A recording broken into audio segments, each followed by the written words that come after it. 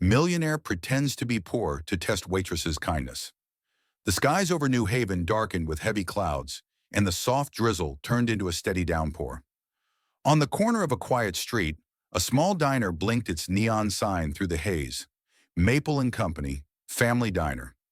Inside, it smelled of fresh coffee, warm syrup, and old vinyl booths that had seen better days.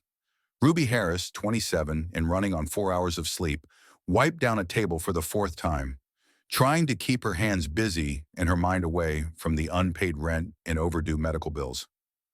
Her world was small: morning shifts, double shifts, the same customers who tipped too little and complained too much. But she held on to hope like it was oxygen. She had dreams once, a bakery of her own, recipes passed down from her mother, and a little chalkboard sign by the door that read, "Made with love." But dreams were expensive. And kindness.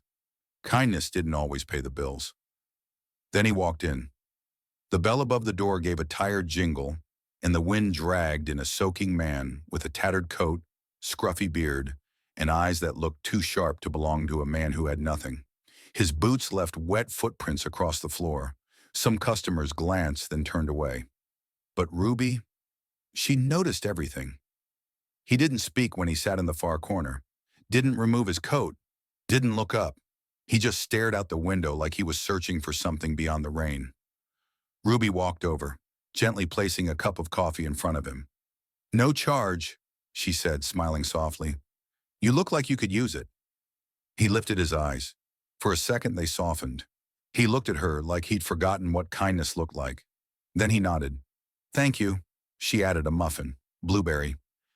"It's the best one we got." He took a bite slowly, like he hadn't eaten all day. Maybe longer. That was the beginning.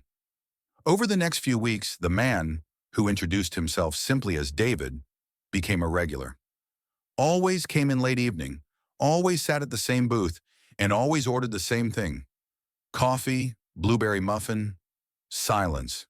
Ruby kept serving him, not out of pity, but because she saw something in him, a quiet dignity, pain masked as stillness.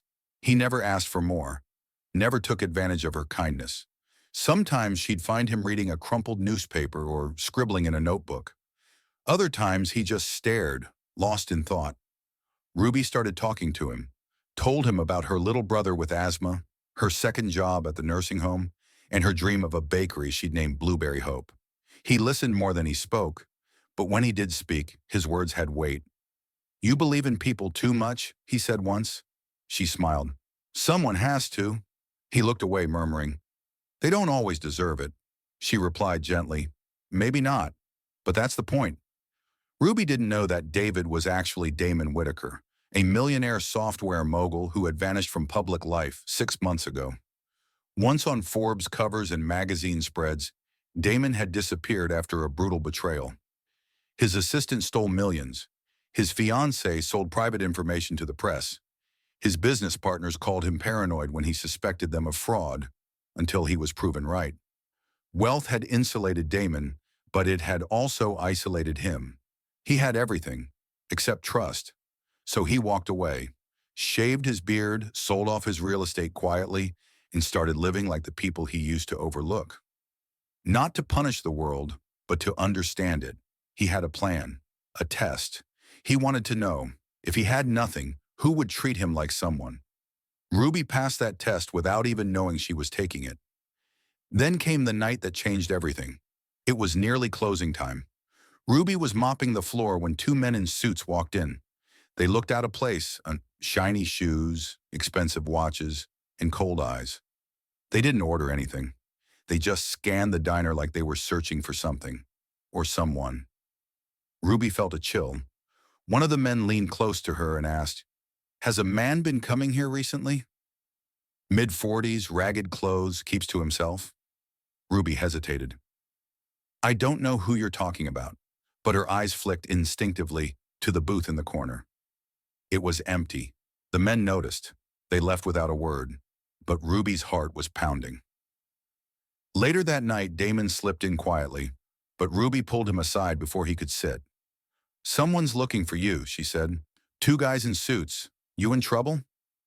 He looked at her, that guarded look he always wore. But there was fear now. He shook his head. Number, not trouble. Just people from my old life. Are you safe? I am now. Ruby made him a sandwich, packed him a bag of leftovers, and tucked in a note. Wherever you're going, don't forget you were cared for. Next morning, Damon was gone. Days passed, then weeks. No sign of him. Ruby wondered if she'd ever see him again, or if he was just another ghost passing through her life. But life went on. Bills stacked. She worked harder. Her brother's hospital called with more bad news. And still, Ruby showed up to work with a smile. Then came the day everything changed. A black car pulled up outside the diner. A driver stepped out and opened the door for a sharply dressed man with a familiar face, but cleaner, clearer, confident. Damon, but not the Damon she knew. This was him, the real him. No coat, no beard, no dirt. He walked into the diner, all eyes on him. Ruby froze, the plate in her hand trembling. You, she whispered. It's you. Damon nodded. I owe you the truth. He sat her down and told her everything. Who he was, what he did, why he came here, how she passed a test she didn't know she was taking. He slid a folder across the table. Inside were papers, legal ones, a contract to co-own a bakery, fully funded, location secured, staff hired, all under her name, all ready to go. Ruby's hands flew to her mouth. This isn't charity, Damon said. It's gratitude. You reminded me what humanity looks like. I want others to feel that too. She didn't speak for a long moment. Then finally, why me? Because when I had nothing, you saw me.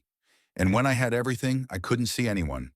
Tears rolled down Ruby's cheeks. The bakery opened 2 months later. Blueberry Hope, a soft white storefront, pastel blue walls, and the smell of fresh muffins wafting into the streets.